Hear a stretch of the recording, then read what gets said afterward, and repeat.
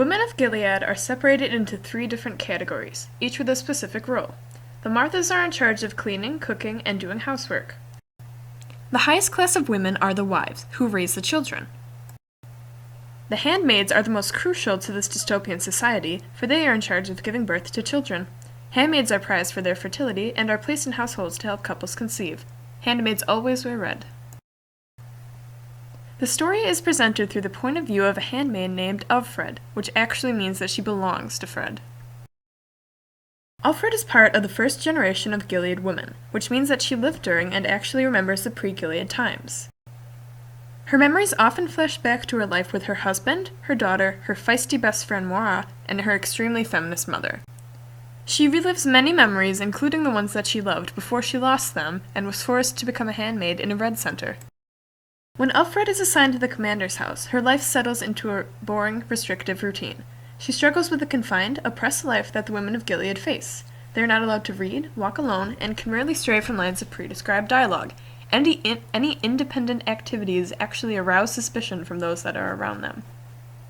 Elfred takes shopping trips with Ovglend, another handmaid, and they often visit the sites where rebels are executed. Through Ovglend, Elfred learns of the May Day Resistance, an underground network with the intent of overthrowing Gilead and returning their country to the equality that they'd known before. The commander takes special interest in Elfred, beginning a secret relationship with her. They meet regularly, and the commander allows her to read magazines and play Scrabble, which are both liberating and illegal activities for Elfred to participate in. The wife of the house, Serena Joy, is cold and hostile towards Elfred, as are the Marthas that serve there. They only take interest in her during matters of fertility and pregnancy. Serena Joy's existence has no purpose without a child to raise, so she takes a great risk for Elfred. After some time has gone by without Elfred becoming pregnant, Serena suggests that Elfred canoodle with Nick secretly and pass the child off as the commander's. Fertility is the #1 purpose for women in this society, and are the ones blamed when conception fails. Women who are thought to be infertile are sent to Unwoman Island, a terrible, polluted colony where lesbians, feminists, and barren women are doomed to suffer. Elfred agrees to Serena's request, in return for a picture of her long-lost daughter.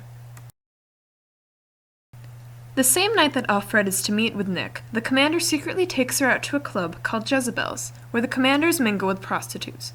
Elfred sees her old friend Moira working there, and is thoroughly surprised. The 2 women meet up to talk, and Elfred learns that Moira was captured just before she crossed the border.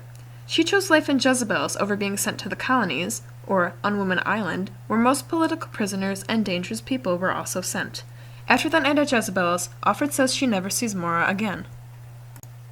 After initially meeting up with Nick, he and Elfred begin meeting and canoodling far more frequently, without even Serena Joy knowing.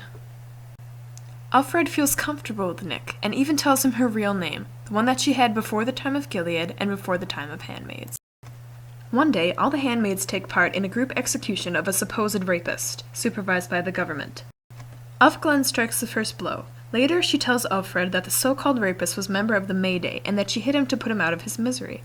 After Ovglend is discovered by the secret police, she hangs herself to escape punishment. She is then replaced by a new Ovglend. Serena Joy discovers the secret affair between the commander and Elfred, and angrily confines her to her room. As she waits, Elfred sees a black van from the police approach. Nick comes in and tells her that the police are really May Day members who have come to save her. Elfred leaves with them, over the commander's futile objections, on her way to either prison or freedom. She does not know which, and neither do we.